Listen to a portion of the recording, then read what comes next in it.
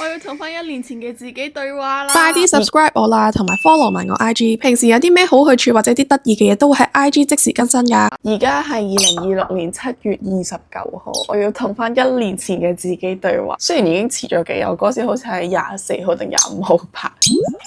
聽日咧我就準備翻。而家係2025年嘅7月24號，聽日咧我就準備翻我人生第一份正式嘅 full time job 啦。我要問我1年後嘅自己而家過程點，翻工翻成點啊？你有冇升職加人工啊？定係已經辭咗職走佬啦？而家過咗1年，你已經轉咗一份工啦，仲係新工作嗰度咧已經做咗2個幾月。你喺舊公司咧個 boss 係超級好人嘅，好願意去教你。但係你嗰時翻工咧就覺得啲嘢做得好重複，所以咧一直都好想轉工。終於有一個契機就俾你轉到工啦，而且仲加咗人工，係啦，加咗幾千蚊，唔錯唔錯。你係咪做緊自己想做嘅嘢，定係淨係為咗錢為咗生活啊？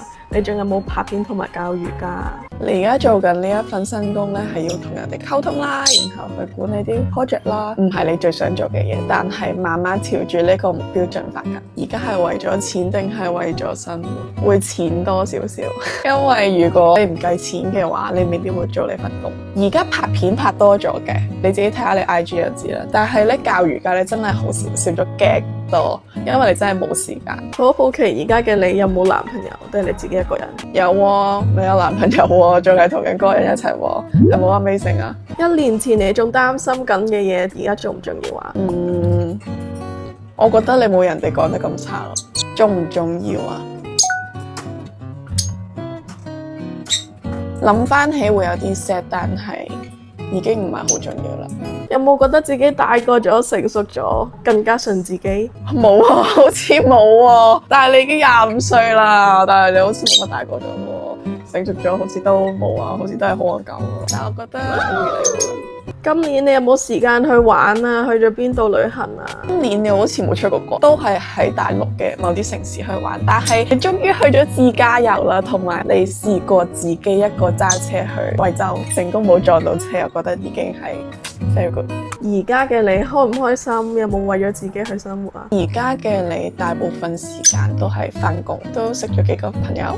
翻工嘅時候就成日同人哋喺度揾啲無聊嘢。咁但係你有一樣，你應該好值得開心嘅嘢就係你喺新工呢度咧會有一日嘅 work from home。如果你可以翻嚟同我講一句嘢，你會同我講啲咩呢？一切都係最好嘅安排。